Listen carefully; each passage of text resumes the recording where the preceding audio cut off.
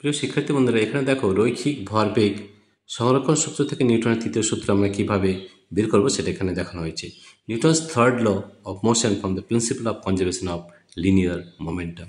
তাহলে এই চিত্রে 2.40 বর্ণিত M1 M2 ভরের বস্তুদ্বয়ের সংঘাতের ক্ষেত্রে রৈখিক ভরবেগ সংরক্ষণ সূত্র লেখা যায় M1 E1 plus M2 E2 equal to M1 V1 plus M2 V2। অর্থাৎ ঠিক আছে, তাহলে আমরা এইটাকে M2 V2 M2 U2 করে দিলাম, M2 V2 এইটাকে আমরা ডান দিকে নিয়ে এলাম, M2 U2 সমান minus M1 V1 minus M1 E1। তো দেখো M2 V2 minus M2 U2 এটা টি দিয়ে যদি ভাগ করে দেওয়া হয় minus M1 V1 minus M1 E1 by T. M2 বস্তুর ভরবেগের পরিবর্তনের হার সমান মাইনাস M1 বস্তুর ভরবেগের পরিবর্তনের হার। M1 বস্তু কর্তৃক M2 বস্তুর উপর প্রযুক্ত বল সমান মাইনাস M2 বস্তু কর্তৃক M1 বস্তুর উপর প্রযুক্ত বল। আমরা বলতে পারি F2 equal to minus F1, অর্থাৎ ক্রিয়া সমান মাইনাস প্রতিক্রিয়া।